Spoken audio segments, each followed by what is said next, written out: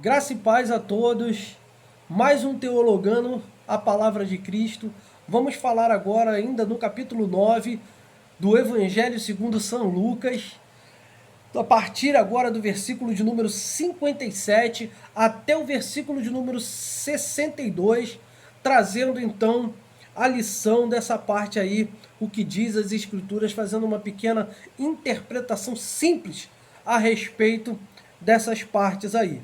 O texto lá em cima, iniciando, diz assim: Jesus põe à prova os que queriam segui-lo.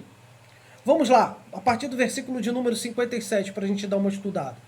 Indo eles, caminho fora, alguém lhe disse: seguir-te-ei para onde quer que fores. Então, primeira coisa que uma dessas pessoas ali disse, fala: vou com o senhor, tô fechado contigo. Vou, né, os dias de hoje a gente fala assim, né? Tamo fechado, tamo junto, tal, vambora, vamos seguir em frente. É isso que ele disse aqui. Ele chegou e disse: olha, aonde o senhor for, eu vou. Aí, versículo 58 diz o seguinte: mas Jesus lhe respondeu: olha, as raposas têm os seus covis e as aves do céu ninhos, mas o Filho do Homem não tem onde reclinar a cabeça. Jesus disse o seguinte: olha, aquele que quer me seguir, ele tem que saber de uma coisa. Se eu digo que vou para um lugar, eu vou. Se eu digo que vou para outro, eu vou. Na verdade, eu não tenho aonde repousar. Eu vou aonde Deus me mandar. Jesus estava querendo dizer também que ele era como o vento. Se o vento vai para se o vento manda para, ele vai. Então Jesus é levado para os lugares mediante o Espírito Santo, ou seja, ele não tem um lugar de pousar a cabeça, ele não tem uma casa, ele não tem um lugar onde, eu vou para o norte de Samaria. Chega lá no norte de Samaria, ele tem um lugar lá, o qual ele já alugou, e chega lá vai repousar. Não, Jesus não tinha isso.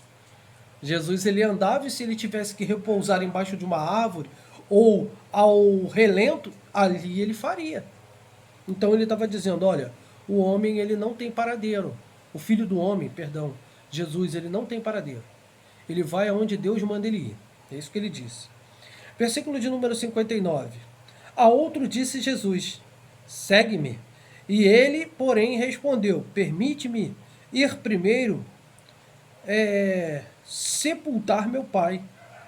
Mas Jesus insistiu: deixa os mortos sepultar os seus próprios mortos. Tu, porém, vai e prega o reino de Deus. Jesus está querendo dizer aqui o que é mais importante para você. Né? Você fica colocando obstáculos para poder estar me seguindo. Você que fica colocando obstáculo para tentar me servir. Deixa eu sepultar o meu pai, quer dizer, deixa eu tomar todas as providências, deixa eu fazer tudo para deixar o meu pai bem primeiro, aí depois eu te sigo, sabe? Ou então, aquele pai havia acabado de falecer, deixa eu sepultar meu pai. E qual vai ser a próxima desculpa? É isso que Jesus está querendo colocar aqui nesse momento. E é isso que Jesus coloca também para as nossas vidas. Então, primeiro, Jesus ele diz o seguinte: então, como eu estava falando, primeiro Jesus diz o seguinte: olha, o filho do homem não tem paradeiro. Aonde tiver que ir, ele vai. Você está disposto a isso? Você está disposto? Vamos, vem comigo. Então, aí ele diz, diz para um. Então ele chega para uma das pessoas que está falando e diz: segue-me. Deixa eu primeiro ajeitar as coisas aqui para o meu pai, para minha família e tal. Entendeu? Como algumas pessoas nos dias de hoje fazem. Então ele está dizendo o seguinte: olha, deixa isso e me segue. Vem comigo nessa jornada porque eu quero você do meu lado, né? Então, se fosse colocar isso, como eu já falei nos dias de hoje, era Jesus dizendo para nós: depois que eu fizer minha faculdade, eu vou servir Jesus legal. Aí depois que se forma na faculdade, depois que eu conseguir aquele emprego, aí depois que eu conseguir um emprego, depois que eu conseguir aquela promoção, Aí depois que conseguiu aquela promoção, aí depois que eu comprar a casa própria, depois que eu comprar meu carro, depois que eu ajudar a minha esposa, depois e assim vai adiando as coisas. Então o que Jesus está querendo dizer aqui, justamente para esse discípulo não dê desculpas para me seguir. Quando eu digo segue-me, segue-me. Era uma ordem de Jesus para aquela vida. Então você tem que entender que todas as vezes que você recebeu uma direção de Jesus, segue, irmão. Vai em frente, não fica dando desculpa, realiza logo o que você tem que realizar. Vamos lá, versículo de número 60 ele diz, mas Jesus insistiu, deixa-os aqui já é a outra fase. Jesus então dizendo para ele, para que ele não fique adiando ou procrastinando ou parando, ou se paralisando por causa das coisas que estão ao seu redor, não querendo fazer a vontade de Deus. Versículo de número 61, ele diz o seguinte, outro lhe disse, seguir-te-ei, Senhor, mas deixa-me primeiro despedir-me dos de minha casa. Mas Jesus lhe replicou, ninguém, tendo posto a mão no arado, olha para trás, é apto para o reino. Vamos lá. Deixa que aquilo que eu estava falando até antes, né? As pessoas que estão dando desculpas para não seguir em frente, para não fazer a vontade de Deus, para não seguir o caminho. Então Jesus ele estava dizendo que aquela missão que ele tinha e estava ali chamando as pessoas era uma missão urgente e muito importante. É mais importante do que a missão de Elias. Era mais importante do que a missão de Eliseu. Ou grandes homens da palavra de Cristo, da palavra de Deus. Então, meus queridos e amados irmãos, quero dizer para você, se Deus traçou um objetivo para a sua vida, se Ele tem te chamado para o ministério, vai. Se Ele tem te vocacionado para alguma coisa, segue a vocação ao qual você foi chamado. Se você tem algum dom e Deus está te chamando para isso, vai e realiza o dom que há em você. Se você, ainda que foi te dado a simplicidade de poder conversar com as pessoas e apresentar Jesus como Salvador, se for essa a sua simplicidade, glória a Deus, é isso que Jesus quer de você, é isso que Jesus está te chamando, mas jamais dê qualquer tipo de desculpa para Jesus, porque não vai rolar, não vai ser legal. Jesus ele não vai aceitar a sua desculpa. Ele disse ao primeiro, deixa os mortos enterrar os seus próprios mortos. Há pessoas que não querem me seguir, que são da sua família, elas podem enterrar o seu pai. Deixa tudo lá, pega as coisas aí, deixa tudo encaminhado com eles, entrega lá e vem comigo. Vem comigo. Deixa que eles cuidam lá das coisas. Deixa que eles vão fazer o que eles tiverem que fazer. Você vem e me segue.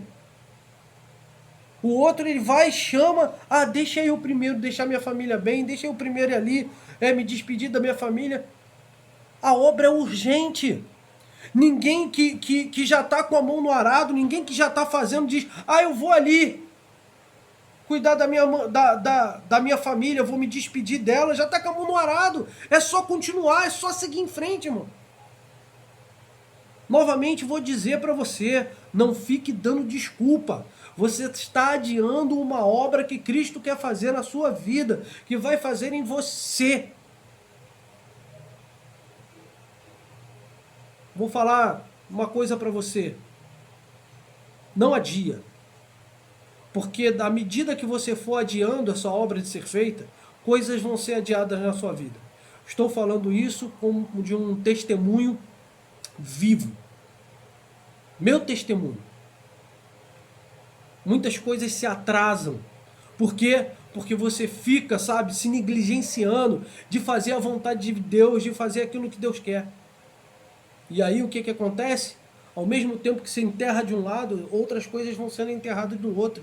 Por quê? Porque Jesus disse: buscai em primeiro lugar o reino de Deus e a sua justiça, e as demais coisas vos serão acrescentadas. Da mesma forma que se você não buscar em primeiro lugar o reino de Deus e a sua justiça, as demais coisas não vão ser acrescentadas na sua vida. Sentiu a direção? A direção é essa. É isso que Jesus está querendo nos dizer aqui. Então, fechando aí, né, esse ensejo aí, aquele que bota a mão no arado, não olha para trás. Quero fazer um lembrete aqui, que Deus ele chega para Abraão e fala que vai destruir Sodoma e Gomorra. Então, tem que tirar meu sobrinho de lá. Beleza, ele vai lá, faz aquele alvoroço todo, faz aquelas coisas todas para salvar o sobrinho dele. Salva o sobrinho dele e a família do sobrinho. A mulher do sobrinho, que era Ló, a mulher de Ló, ela pega e olha para trás e vira uma pedra de sal. Por quê? Porque Deus havia dito, os anjos falaram com ele: segue em frente, continua em frente, não olha para trás.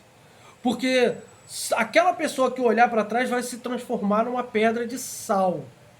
Por quê?